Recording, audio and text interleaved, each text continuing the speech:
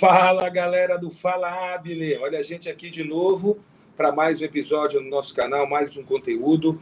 Quero dizer para vocês que o conteúdo dessa sexta-feira será uma análise do momento do futebol paraense sendo representado no Campeonato Brasileiro da Série B, da Série C e da Série D do Campeonato Brasileiro.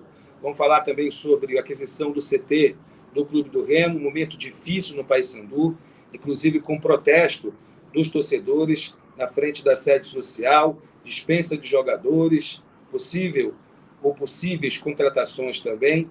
Tudo isso a partir de agora e anunciar para vocês uma live na próxima semana em comemoração a 5.000 inscritos no canal. Olha a nossa alegria. Então, você que ainda não se inscreveu, estamos muito próximos. E acredito que no final de semana a gente bata esses 5.000. Peço para você já se inscrever no canal e fazer parte com a gente da família aqui, ó, Fala Abner, no nosso canal no YouTube. Levanta a vinheta e vamos para a resenha.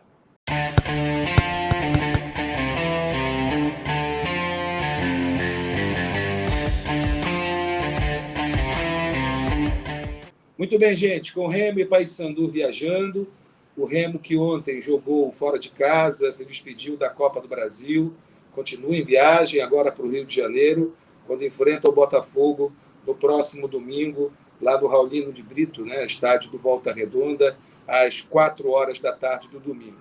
Já o Paysandu joga no sábado, também em viagem, vai até a Boa Terra, a Bahia, enfrentar Jacuipense, meu amigo, mais um confronto do Paysandu nesta Série C do Campeonato Brasileiro. Então vamos começar os temas. Começo pelo momento difícil do Paysandu na Série C, o momento difícil interno do Paysandu.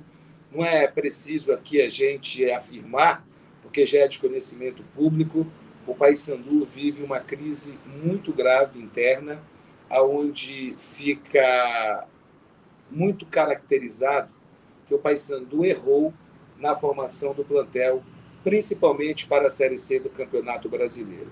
O que já era claudicante no Campeonato Paraense e que poucos acreditavam no título, mas o título veio e parece que isso acabou criando uma nuvem e deixou invisível o que, na realidade, esse time vinha mostrando. Até mesmo internamente, relacionamento dos jogadores com diretoria, com comissão técnica, o desrespeito de certos jogadores com o regramento que foi feito dentro da Curuzu, parece que trouxe um grau de relaxamento a tal ponto que os jogadores acabaram confundindo liberdade com libertinagem. Essa é a grande razão. Claro que para um clube de futebol é muito difícil uma diretoria chegar e dizer: olha, esse jogador está indo embora porque ele só era barca. Olha, esse jogador está indo embora porque ele era um dos traíras do grupo. Olha, esse aqui está indo embora porque ele vivia de má vontade. Esse outro está indo embora porque ele chegava... ele teve 5 punições já de comportamentos que fogem da cartilha do clube. Ou seja, o Paysandu está fazendo, nesse exato momento, uma limpeza para trazer outras peças e tentar formar um grupo que dispute com dignidade a Série C do Campeonato Brasileiro. Nós estamos falando, gente, de 2 rodadas só da Série C. Mas a Série C ela não é uma competição como a Série B, como a Série A. Não estou falando em nível técnico, mas em número de jogos. É uma coisa que passa muito rápido. Então, o Paysandu, assim como fez no Campeonato Paraense, e deu certo, se bem que é muito distante a realidade do Campeonato Paraense com a realidade de uma Série C do Campeonato Brasileiro, também vai ter que consertar o avião em pleno voo. E isso a gente sabe quanto custa, quanto é trabalhoso, quanto tem dificuldade. A gente começa apontando um erro muito, muito claro no Paysandu, é que não é comum, para uma temporada, não é ideal, como até no futebol brasileiro, mas não é ideal para uma temporada que uma equipe já troque de treinador antes no final do estadual, para se ter uma ideia. Porém, foi num tempo em que ainda tinha uma preparaçãozinha básica, pelo menos, para iniciar o Campeonato Brasileiro da Série C. Ou seja, o primeiro técnico foi demitido, o segundo foi contratado, ele até aqui não teve o tempo hábil sequer de tomar posse do time, conhecer, não só dentro de campo, mas fora dele, qual é o comportamento dos jogadores. E aí precisou dessas informações da diretoria precisou ver isso com olhos nus dentro da Curuzu para começar as dispensas. Por exemplo, chamou muita atenção a não ida do Jonathan, né, jogador paraense que recém regressou ao nosso futebol para voltar a vestir a camisa do Paysandu, ele não ir para esse jogo lá contra a Jacuipense. Claro que muitas das informações elas não vão vazar de dentro da Curuzu, porém, o momento é, infelizmente, muito ruim. A torcida, ou parte dela, foi para frente da sede fazer protesto. Eu me recordo muito quantas vezes a torcida do Remo não fez a mesma coisa na frente da sede azulina, quando os momentos eram difíceis e piores do que o Paysandu no momento está passando. Certo é o seguinte, gente, esse tipo de manifestação eu sou totalmente contrário. Ainda bem que não depredaram, né, a sede social. Mas, por outro lado, valeu de alerta, mas isso eu tenho certeza que não trouxe mais gana na diretoria do Paysandu em fazer um trabalho legal, melhor, e melhorar essa equipe para a Série C do Campeonato Brasileiro. Não estou passando pano na diretoria do Paysandu. Ela também tem a sua parcela de culpa, como executivo do Paysandu também tem a sua parcela de culpa. E olha, se tiver que dar uma desculpa, a única que eu aceito no momento é a questão da pouca grana. Essa é a verdade. Fortaleza acaba de abrir o placar do Clássico Rei pela Copa do Brasil, estou acompanhando aqui também. Então, essa falta de grana, a falta de receita de bilheteria, essa grana curta, é a Série C, que muitos jogadores esperam aí ver se consegue emprego na Série B, aí o que sobra vai para times que estão na região sul, nordeste, e depois pensam em vir jogar aqui no norte. Infelizmente, essa também é uma realidade. Não serve de desculpa, até porque, se for ver o currículo dos jogadores que hoje estão no Paysandu, não era que o Paysandu está jogando futebol tão medíocre como está. Essa é a minha opinião em referente ao Paysandu. Tem uma preocupação muito grande nessa Série C. O que o time jogou na última partida dentro de casa, quando foi derrotado, eu não me lembro do Paysandu jogar uma partida assim dentro do seu estádio. E aí vai se somando, né? Soma o Nicolas, que está 12 partidas sem fazer gol. Soma o Gabigol, que foi a grande sensação no título do Campeonato Paraense, ter jogado apenas uma partida como titular e ter ido embora para o futebol internacional por força de contrato, já que ele pertence ao Palmeiras. Então, ó, é o seguinte, até aqui não deu certo. Não dá para zerar. Não dá para zerar porque não tem como dispensar todo mundo e contratar um time. Mas dá para dar uma apertada no protocolo, ver aonde errou e, ó, correr atrás dessas contratações. Agora, é preciso ter grana. Não tem, mas a gente conhece como funciona futebol, né? E o Paysandu, principalmente, no momento de dificuldade, tem muito bicolor que se apresenta, ó, bota a mão no bolso e ajuda no momento crucial. Então, chegou o momento, chegou a hora que a diretoria, que a presidência, os torcedores, é hora de união, gente. Só bater e criticar, eu tenho certeza que não vai ajudar em nada o Paysandu nessa Série C do Campeonato Brasileiro. Vou rodar uma vinhetinha de novo para que a gente passe a falar do Clube do Remo. Ou faltou alguma coisa a falar do Paysandu? Bem, acredito que não, né? Vamos para isso. Ó, só lembrando que no ano passado o Paysandu também foi no momento ruim jogar contra a Jacuipense, conseguiu um bom resultado e de lá começou a fazer uma Série C melhor. Oxalá que isso aconteça. Vamos para o próximo assunto.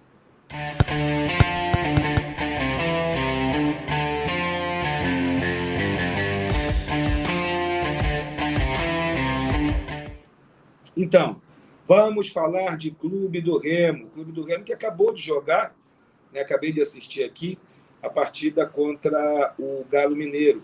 Gente, vamos ser realistas. Futebol, ele é em cima de realidade. Não dá para inventar, não dá para o eu acho. É o que a gente vê, a gente dá a opinião. Tem a minha, você tem a sua, e assim a gente vai trocando ideia. Vamos lá.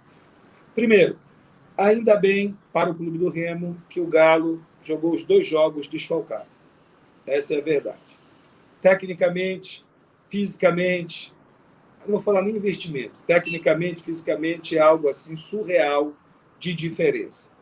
O Galo não veio completo no jogo de Belém, e no jogo de Belém, o Remo, que não sabe jogar defensivamente, porque o Bonamigo não é um grande treinador defensivamente falando, essa é a grande verdade, se acovardou, não precisava, depois teve a ajuda do calor forte, do desgaste do Atlético, fez uma marcação mais adiantada. Mesmo assim, o Atlético deixou de fazer 2 gols claros, poderia ter metido 4-0 em Belém e acabar a história.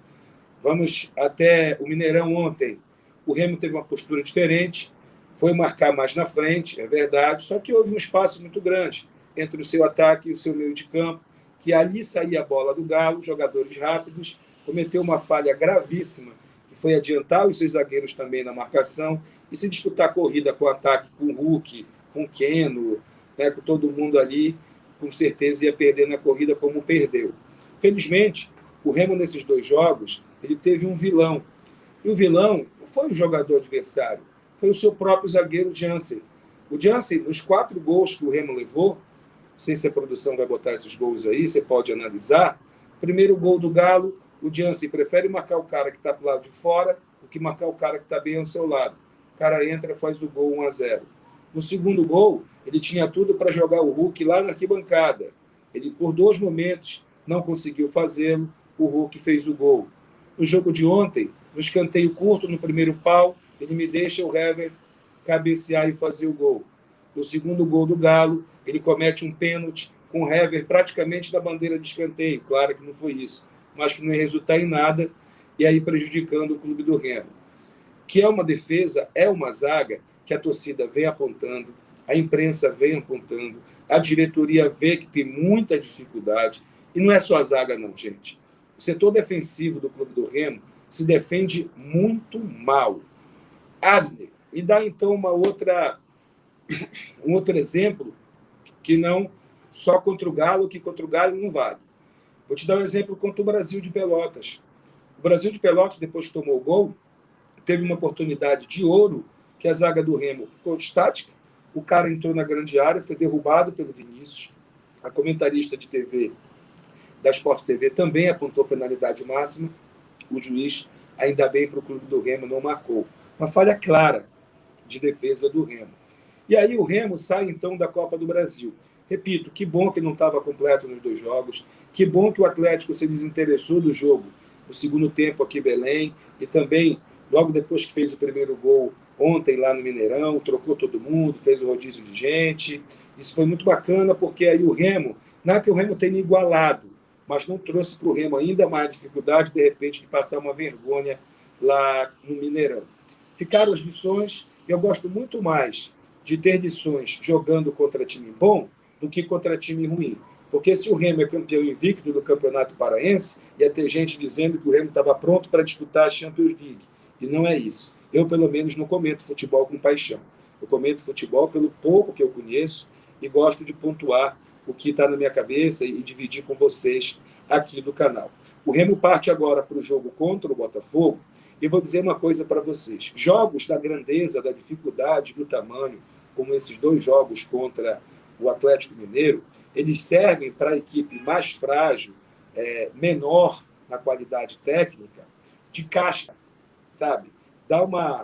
Cria aí uma casca grossa para elevar o teu poder de competição, para que tu possas, na competição que está dentro da tua realidade, você fazer a diferença. Então o Remo, ele sai do Mineirão contra o bom time do Atlético, mesmo não estando completo, mas sai com casca, sai com o enfrentamento, sai sem medo para enfrentar o Botafogo, que tem camisa, tem tradição, tem investimento, mas que a gente também sabe que não é um time que joga o futebol que o Atlético joga, que o São Paulo joga, que o Flamengo joga, que o Grêmio joga. A gente sabe muito bem disso. Tanto é que o Botafogo ainda não decolou nessa própria competição. O jogo saindo do Engenhão, indo para o Raulinho de Brito, eu acho que é positivo para o clube do Remo. Por quê? Porque tira aquela característica do Botafogo estar jogando dentro de casa. Apesar de ser no Rio de Janeiro, mas o Botafogo vai para um estádio diferente, vai fazer uma viagemzinha diferente, então não vai ser o Engenhão que o Botafogo já conhece os 4 cantos. O que o Remo, na minha opinião, precisa para esse jogo contra o Botafogo?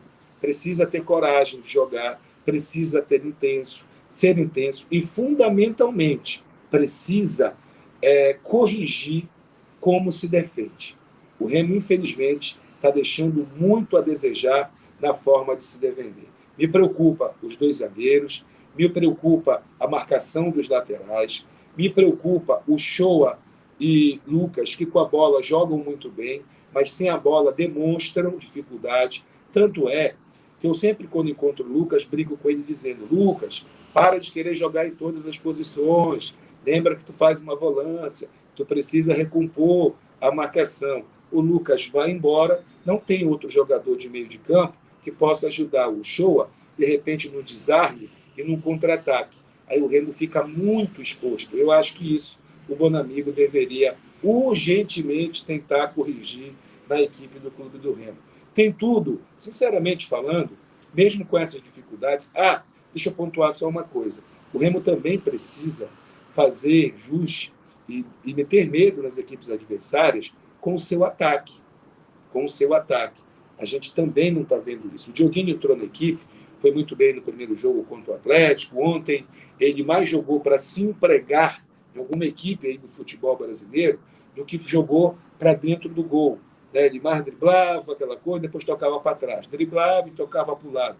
A não ser no momento do pênalti perdido pelo G2, que ficou devendo, hein, por sinal.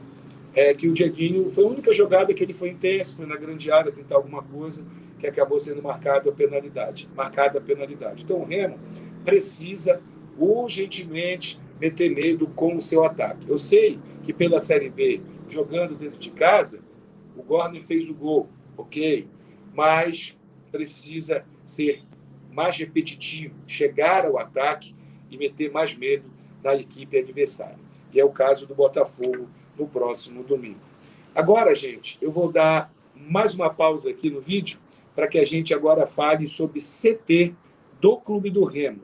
Informações que eu tive de bastidor e quero trazer para vocês e que, sinceramente, ainda não vi ser comentado na grande mídia, né? Então a gente vai dividir um pouquinho com vocês. Falou? Vamos lá.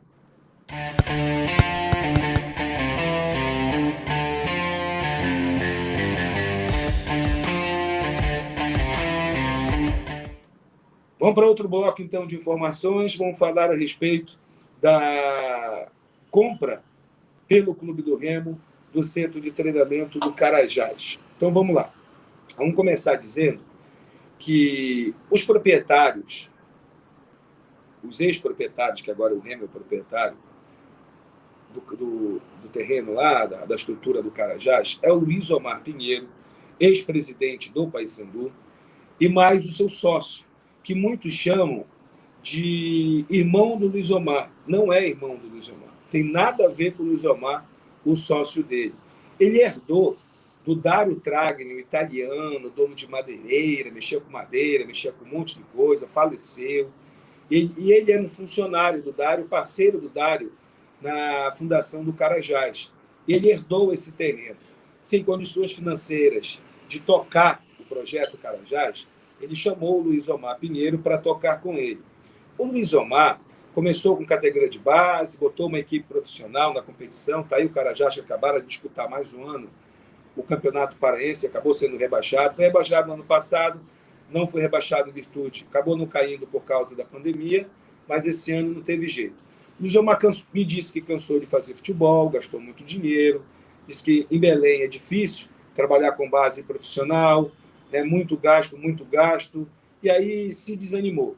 Para tirar o dinheiro que ele investiu em melhorias do espaço, que investiu no futebol, ele, com poder de contrato, tendo 50%, entendeu, junto com seus sócios, que eles deveriam vender o Carajás, no caso, o estádio do Carajás. Aí eu lembro, o estádio e CT, porque o Carajás mandou seus jogos lá pelo Campeonato Paraense. Aí eu lembro que eu perguntei para o Luiz Omar assim, mas Luiz Omar, você vai vender o Carajás, o time, o clube, tudo, e mais o espaço? Ele disse, não, só o espaço. Eu disse, mas ele vai jogar onde?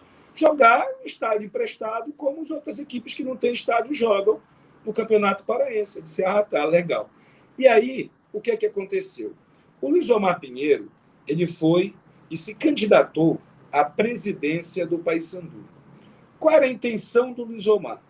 Qual era a intenção do Luiz Omar?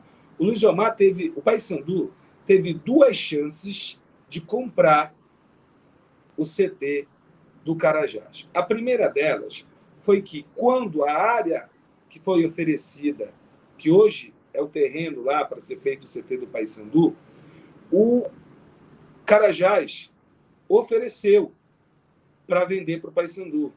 Foi visitado, mas as pessoas que estavam à frente na época disseram que não servia para o Paysandu. Ok. A segunda vez foi que agora, recentemente, quando o Luiz Omar Pinheiro se candidatou à presidência do Paysandu, um dos seus motes de campanha, uma de suas promessas de campanha, era que, assim que ele ganhasse a eleição, o Paysandu passaria a ter um centro de treinamento funcionando, fosse para a base ou até mesmo para o profissional. E esse centro de treinamento, qual seria? O centro de treinamento do Carajás, que ele é proprietário de 50%. Como o Paysandu ia pagar isso? Como o Luiz Omar ia receber isso? Eu não sei. Mas foi promessa do Luiz Omar. O Luiz Omar, querendo tirar o seu dinheiro, é procurado pelo Fábio Bentes, presidente do Remo, e diz o seguinte: tens interesse em negociar com a gente? Ele disse: tenho dinheiro parado lá, vamos conversar.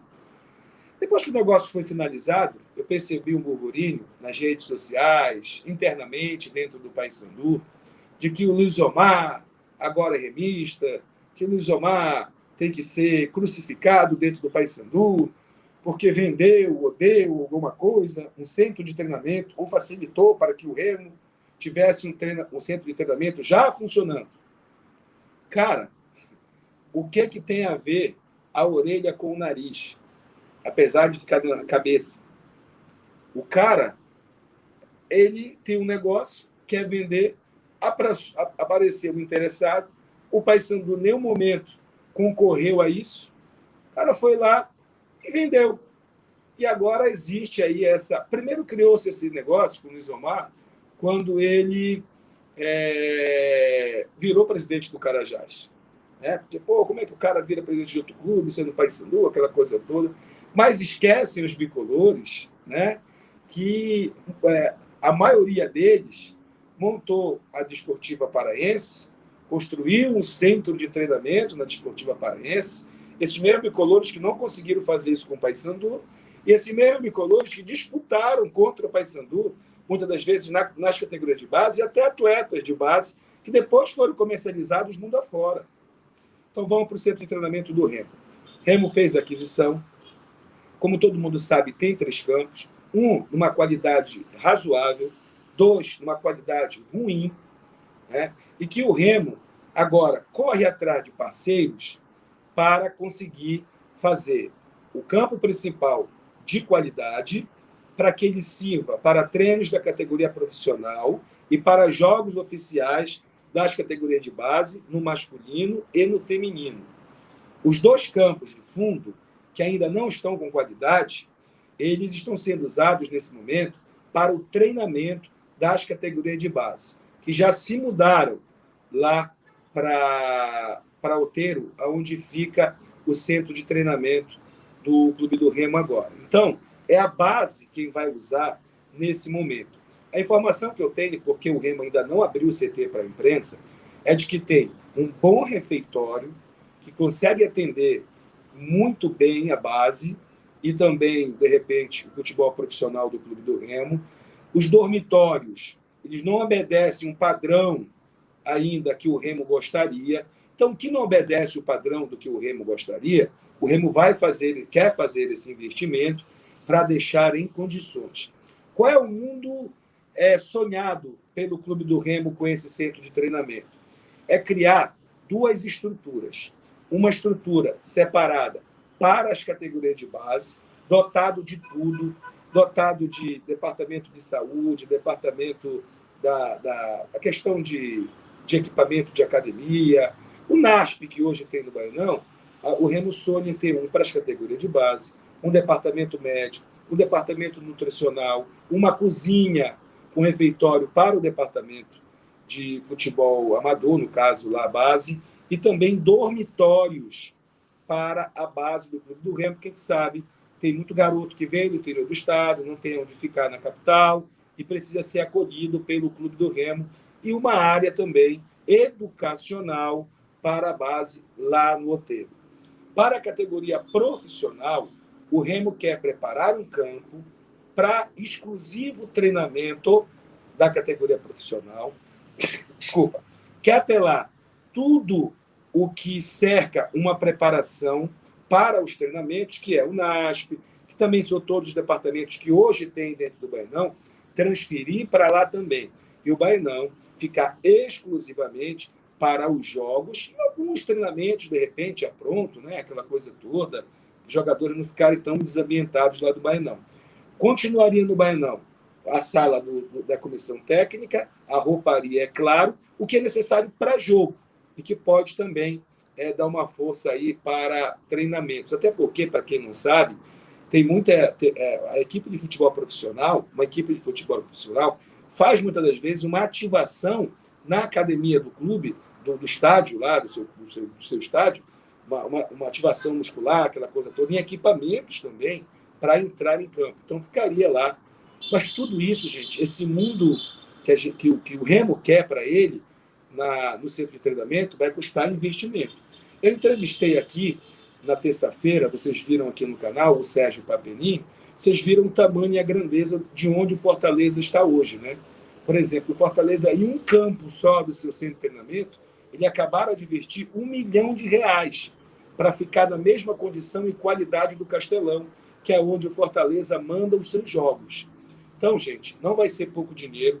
O Remo vai abrir ações de marketing para que o torcedor possa bancar, também ajudar a bancar. O presidente reclamou aqui na última live, na última entrevista que me deu, que o sócio-torcedor está muito fraco, que a compra dos bancos, o nome no estádio estão muito fracas também. Então, isso vai afastar um pouco, em tempo, né, a condição do Remo, de repente, rapidamente conseguir. Tudo que o Remo quer fazer vai refletir, o que vai refletir nisso tudo, sem sombra de dúvida, vai ser o rendimento do time dentro de campo. Nessa Série B. Infelizmente, isso é um termômetro. Isso é um termômetro para a participação financeira do torcedor no clube, né, exatamente os resultados. Infelizmente, assim é uma realidade que o Remo, então, vá bem dentro de campo para que o torcedor colhe junto e realize agora o segundo momento do sonho, de ter um CT funcional, um CT na condição e que atenda ao clube do Remo no que exatamente ele precisa ter a partir de agora. A gente torce por isso, a gente quer claramente que... E essa coisa de que... Eu li alguns comentários dizendo a realidade do Fortaleza e do Ceará não serve para a gente. Como não serve, cara pálida? São duas equipes. A Fortaleza estava na lama da Série C há 7, 8 anos seguidos e hoje bateu uma Série A do Campeonato Brasileiro, recorde em venda de uniforme, né? Tem uma estrutura de... o Fortaleza tem o seu estádio pequeno, estruturado, tem o seu centro de treinamento estruturado, centro de treinamento da base estruturado. Pô, não serve? Não serve? Eu acho, sempre pensei, não gosto de falar muito eu acho, que as referências a gente precisa ter as pessoas melhores. As melhores. Não igual nem pior. Pelo menos esse é o meu pensamento. Agora, para finalizar, gente, eu tenho uma reflexão aqui. Vou fazer uma comparação, mas, pelo amor de Deus, não vá pegar ao pé da letra que eu estou comparando o Flamengo com o clube do Remo. Não é isso. Não é isso. Mas entenda o que eu quero dizer. O clube do Remo, o Flamengo, quando da outra administração, sem ser essa que está agora, eu não me recordo agora, é o Bandeira de Melo, era o presidente do Flamengo, ele pegou o Flamengo muito parecido, guardadas as devidas proporções, com o que o Fábio pegou o clube do Remo. O Bandeira de Melo foi negociar dívidas, foi trazer credibilidade do Flamengo no mercado de novo, foi tirar certidões negativas do Flamengo para poder funcionar e agregar recursos. Eu lembro muito bem que no primeiro mês de mandato do Bandeira de Melo, o Flamengo veio jogar aqui em Belém uma Copa do Brasil contra o Remo, se eu não estou enganado. Contra o Remo, Abner? Eu acho que foi. Ele foi me dar uma entrevista na Rádio Liberal. E aí a gente saiu para almoçar. Ele, mais alguns diretores do Flamengo. Fomos ali no Manjar, né, das Garças, restaurante muito bom. e eu fui querer dar uma de cordial, acabei pagando a conta no final. Meu Deus do céu, mano. Pelo amor de Deus, quando eu me lembro, me dá cara branca. Mas vamos lá. Desculpem. Quando foi à noite, eu estava na cabine para a transmissão do jogo na Liberal, saiu a informação que estourou o Brasil afora de que o Flamengo acabara de conseguir a sua certidão negativa. Eu lembro que o Flamengo não conseguiu montar time milionário, continuou sofrendo no Campeonato Brasileiro, Campeonato Carioca, Copa do Brasil, e o Bandeira de Mello era tido como um cara que não ganhava título, mas ele começou a zerar o Flamengo naquelas dívidas, começou a fazer com que o Flamengo voltasse a ter credibilidade no mercado e deu a condição para essa diretoria agora chegar no patamar que chegou o Flamengo. O Fábio Bentes repete isso, guardado as devidas proporções. O Fábio não consegue o título no Campeonato Paraense. O Fábio não consegue o título da Copa Verde. O Fábio, mais um gol do Fortaleza, hein? 2-0 pro Pikachu aí. Tô vendo aqui. O Fábio não consegue avançar na casa dos 2 milhões na Copa do Brasil. O Fábio talvez não ganhe a Série B do Campeonato Brasileiro. Mas, quando você olha para as dívidas do Remo na Justiça do Trabalho, quando você olha para o Remo em relação à credibilidade no mercado, quando você olha para o Remo em evolução patrimonial, quando você olha para o Remo em evolução de rotina de trabalho, a consciência, a visão, como se vive o Bainão, como se vive a sede, né, e agora vai se viver o centro de treinamento, a gente vê uma evolução enorme. Bem, se eu falasse como torcedor do Clube do Remo, da forma que eu vejo o futebol, como que eu analisaria e como eu torceria para que acontecesse. Bem, esse novo momento do Remo, eu não faria questão de Campeonato Paraense, eu não faria questão de título da Copa do Brasil, é quase impossível, né, gente? Ou impossível. Copa Verde, eu brigaria sim, faria questão, mas vamos lá. Fundamentalmente, a minha questão hoje, no futebol paraense, seja do Remo que eu estou falando, ou até mesmo no Paysandu, seria pelo menos voltar a ter essa credibilidade, zerar minha dívida na Justiça do Trabalho, permanecer 3 a 4 anos na Série B do Campeonato Brasileiro, para depois, com centro de treinamento, já comercializando jogadores de base para o mercado brasileiro ou internacional, estruturado, aí sim, encarar a Série B para chegar a uma Série A do Campeonato Brasileiro. Para mim, esse é o mundo ideal. Para mim, esse é o momento interessante. Só que, infelizmente, a cada jogo, quando você empata ou perde, nesse processo todo que o Remo vem fazendo, é pedra, porrada, tiro e bomba. É isso. Por exemplo, o torcedor do Remo ontem não quer saber do tamanho do Galo. Ele quer saber que o G2 perdeu o pênalti, que era 2-2.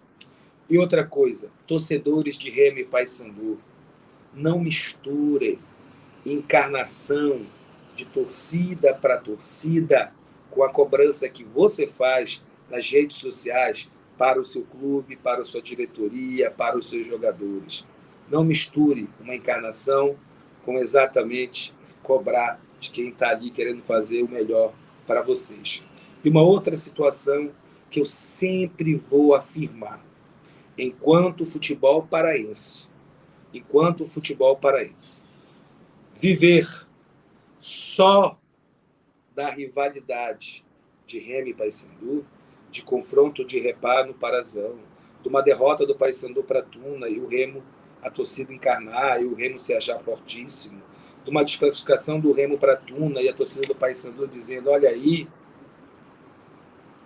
vai ser difícil a gente alcançar o patamar que a gente está querendo. O futebol cearense, um dos fatores de chegar do tamanho que está, é que o prestigiadíssimo presidente da Federação Cearense de Futebol coloca sempre Fortaleza e Ceará debaixo dos braços, e até com patrocinadores, eles fazem questão, a federação faz questão, que paguem o mesmo valor para as duas equipes. Sempre fez isso o presidente da Federação Cearense de Futebol. Senhores, essa foi a resenha de hoje. Espero que tenha esclarecido alguns assuntos. Espero que vocês tenham gostado. Se gostou, dá o like, comenta. Eu leio todos os comentários, curto, alguns comento, outros não. E peço para você, fundamentalmente, se inscrever no canal. Eu quero bater os 5 mil. Nós, da equipe do Fala Abner, queremos bater os 5 mil. Batendo os 5 mil, vai ter a live de prêmios com camisas de Remo, Paysandu e Tunaluso brasileira aqui para vocês. Quem sabe já na semana que vem, tá bom? Um abraço em todos, vamos firmes, torcendo para o Papão amanhã, lá na Bahia, e para o Paysandu e para o Remo no domingo, lá no Rio de Janeiro, lá em Volta Redonda, contra o Fogão. Quem sabe 2 resultados bons. E também tem o Jacaré, lá de Paragominas, que joga em casa, né, nesse final de semana. E também tem o nosso Castanhal, que estreou com vitória na Série D do Campeonato Brasileiro. Um abraço, galera. Valeu!